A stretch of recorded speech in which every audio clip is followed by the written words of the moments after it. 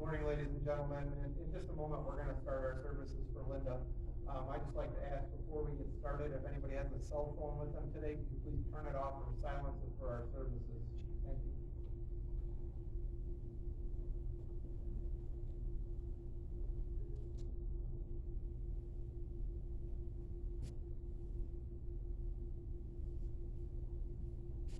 I'm going to do a couple of songs. I hope you all don't go too bad. Don't go walk out in the middle.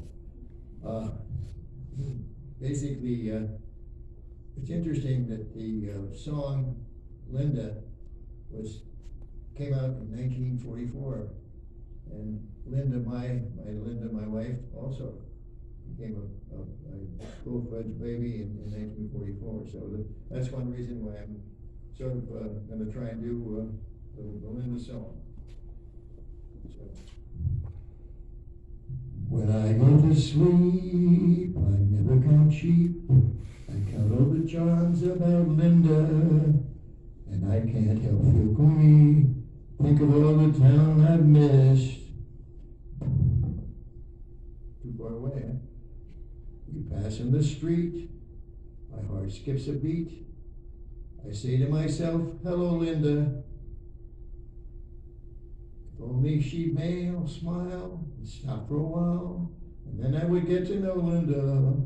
But miracles still happen, and when my lucky star begins to shine, with one lucky break I'll make Linda mine.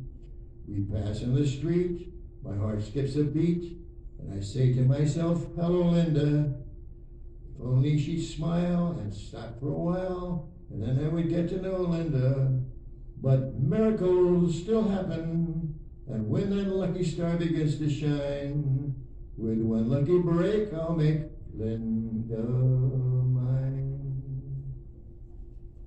I guess I also throw in a little, an Elvis here.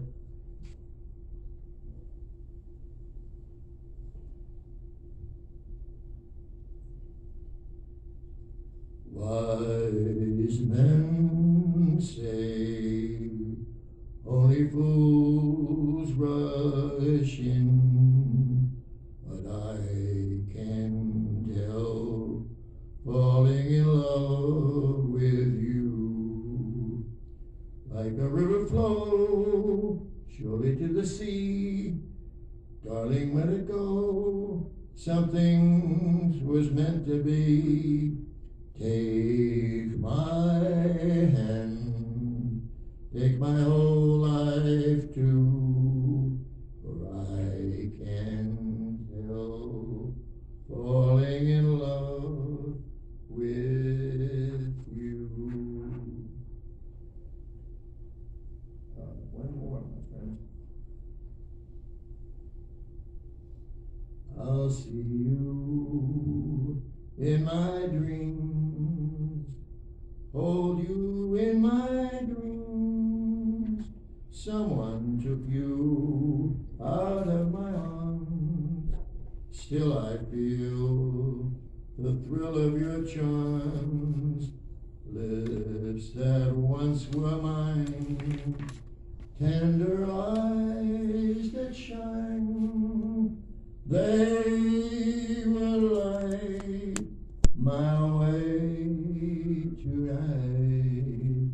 I'll see you in my dreams. I think there's a nice jump on it too. God put it back on key. And then after that, my offspring will introduce you to the next thing.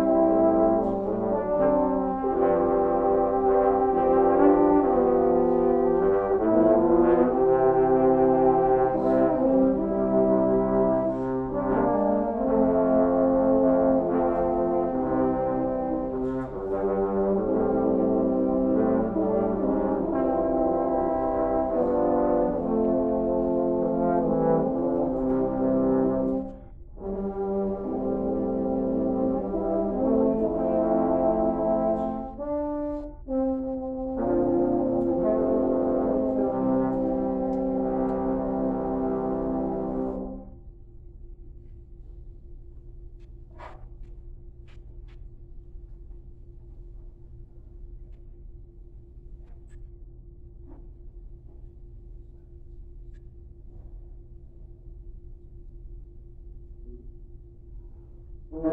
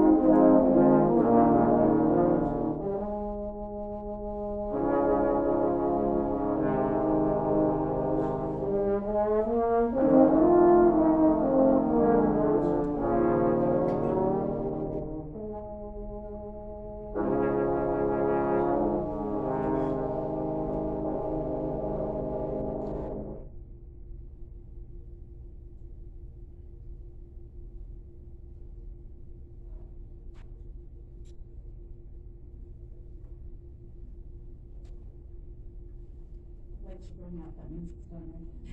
Thank you so much. Hi, I'm Laura Quigg's daughter. I've never done this before. So, a friend of mine, her husband died, and she worked for Estee Lauder, and she got up here and she said, first of all, I would like to thank Estee Lauder for making waterproof mascara. So I'm kind of like that. So I wrote it down in big print because I forgot my glasses. That helps. What do we love about Linda? After my dad divorced my mother and moved from New Jersey to Michigan for a job, more than anything, I wanted my dad to be happy. Sorry. I wanted my dad to find love. I wanted my dad to find someone who would love him for who he was. He is cheerful, quirky, funny, and perhaps a little bit stubborn, sports obsessed, and arrogant. But man, he loved Linda. And I and so many others did too. When I first met Linda, it seemed right from the start. She had a gusto and appreciation for life, patience, good nature. I liked her. From the start, I could see she was different. No bridezilla she wanted the babies, the many baby grandchildren under 3 years old to be part of their wedding, even if it meant crying and distractions. It was sweet. I know there's one of the pictures from their grandchildren. My husband Bjorn and daughters Carolyn and Michelle are really sad not to be here. I keep refreshing my phone because I got the text from Michelle. She says, sorry, I want to say I love her, and she meant a lot to me. I especially enjoyed playing mahjong with her. In case you haven't heard, there have been really, really bad weather, many crazy flight cancellations, but they convey their love. Linda was truly a grandmother to my daughters Carolyn, now almost 25, and Michelle, 22, and they're over there on the screen on Zoom. Sorry. I have many memories and many images in my head of time spent with Linda.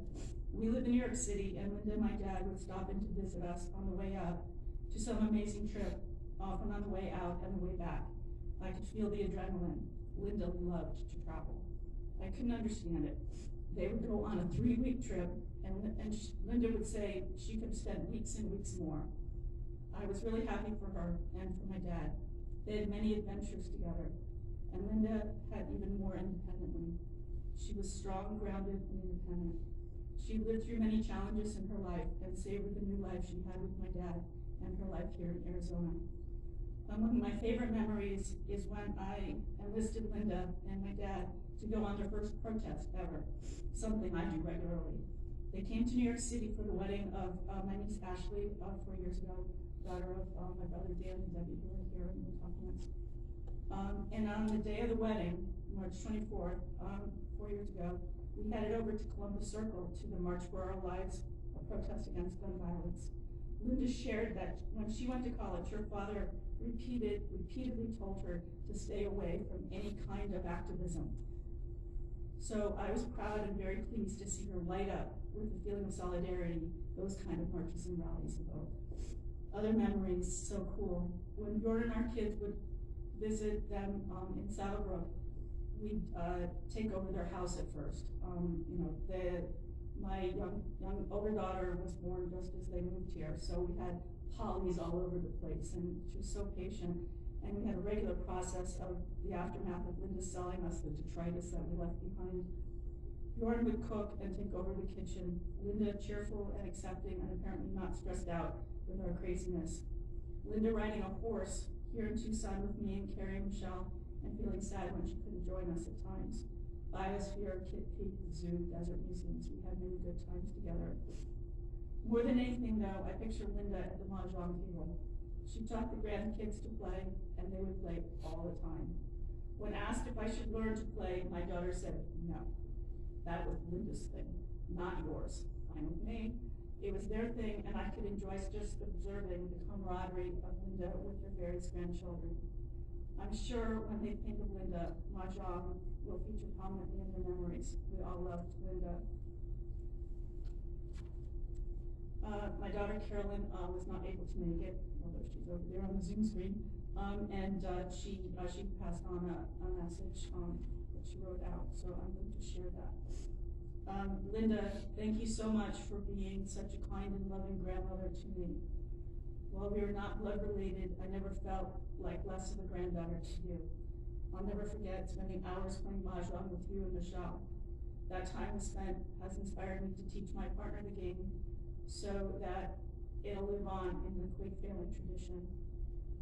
Your beautiful cross stitches also inspired me to take up the hobby. Thank you for being a part of my life for nearly 25 years. Words can't describe how grateful I am and sad that you are no longer with us.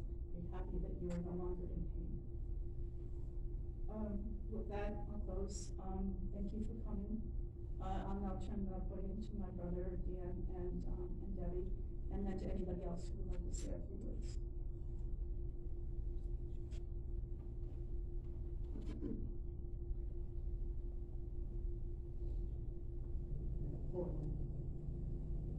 We all love very digital stuff. That's fine until I got up here. Linda, we knew this day was coming, and yet, now that she's gone, it still seems unreal. Linda, you were my bonus mom for 30 years, and I couldn't have asked for a better one. You were full of love and kindness and care for all of us. Always willing to laugh with us and at yourself. A traveler with stories to tell. Well, that's for sure. I may get the details a little bit wrong on this, but I remember her telling me about a story when she was traveling in Greece. I think she was meeting Dad someplace else, but she had stopped in Greece.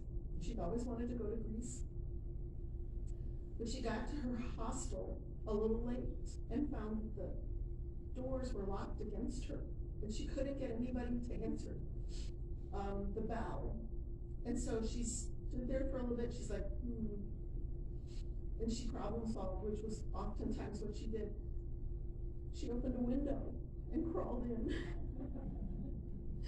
and went to her room, because she was always fearless in her travel.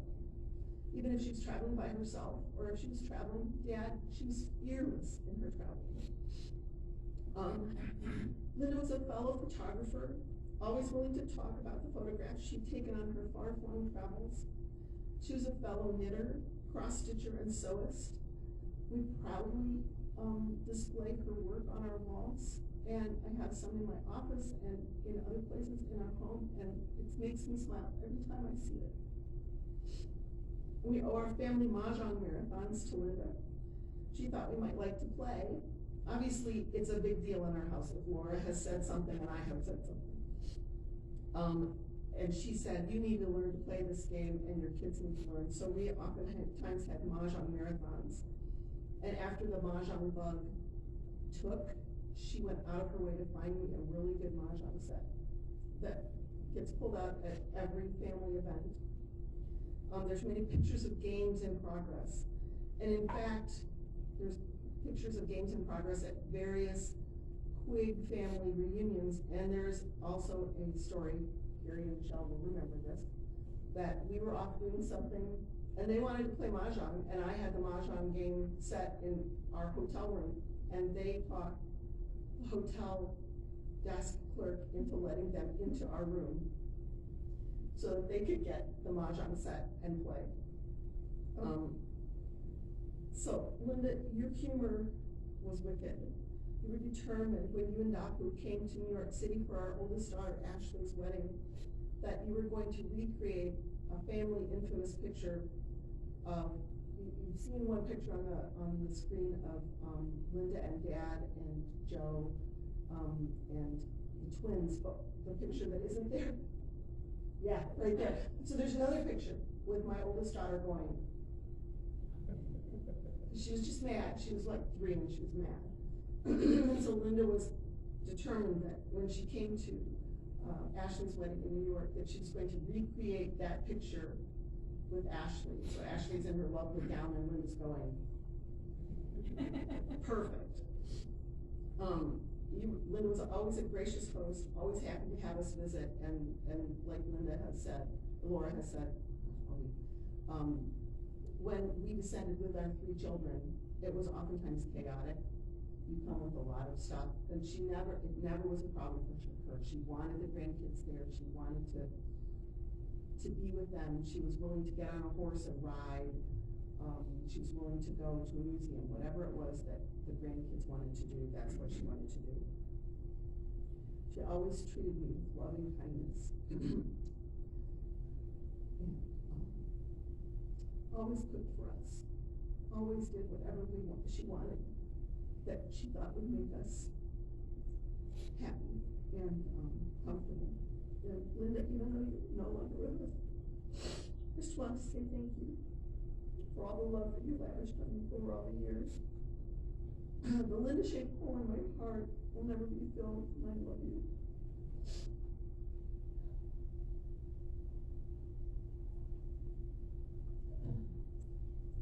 There's not a whole lot more I can add to what my sister and my bride said, but just a couple things maybe from the perspective of Dad, Dick, Daku. By the way, they all begin with D. So my father.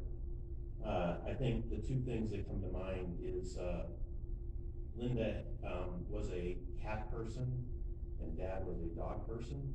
So the theme here is that Linda was incredibly adaptable, and I think that was the theme that Laura had too, is that, to essentially come into a blended household requires, a lot of adaptability. And so I'm just made a note here on my jogging, just the stream of Boston Terriers that were, that were in the house. I think even starting with Tessie, and then there was Frankie, and then there was Xenia, and then there were the parade of cats, Quincy, and I don't know, and then Joe's Methy, is it Methy? And yet there's this cat, but there was this blended household of cats and dogs in that house, and somehow it worked. But then the coup de grace was when they got the current dog, Nacho, which, Dad being the dog person, Linda being the cat person.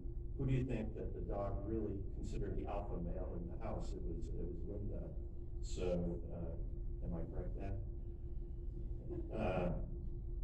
So that was just, again, an example of Linda's just how she could just adapt and do so well and make you feel like you were just part of that environment. The other thing was I wrote down letting dad be dad. And I think, Laura alluded to that a lot in what she said, but just, again, the perspective of your dad being a sports junkie, Linda not being. But I think the thing that struck out for me was they did golf together, and I don't think Dad, you said to her, let's play for a dime a hole, but I'm sure she would have, been more than willing to do that. And again, she just let, Dad be who he was, and the endless jokes and the comments. She just rolled with the punches, and she was really good at that. And we're gonna really miss her.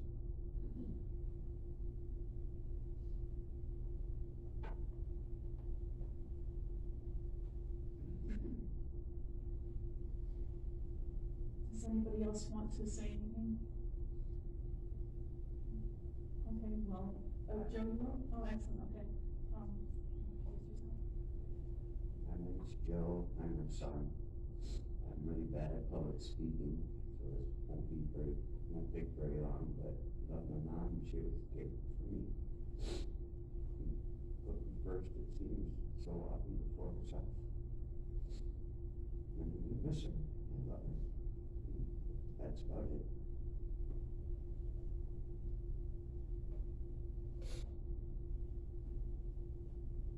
Anybody else? Okay, well, we have bountiful food, I think. So thank you all for coming, and thank you so much. We appreciate it. That will close. I think I don't know if it's probably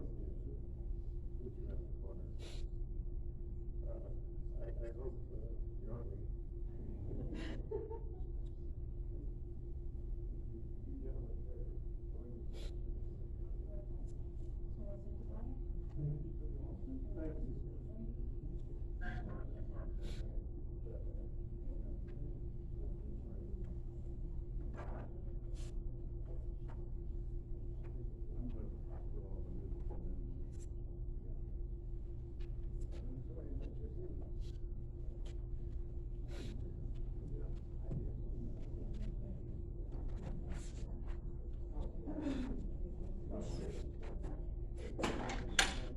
Folks, you're more than welcome to join us in here for the reception. Thank you.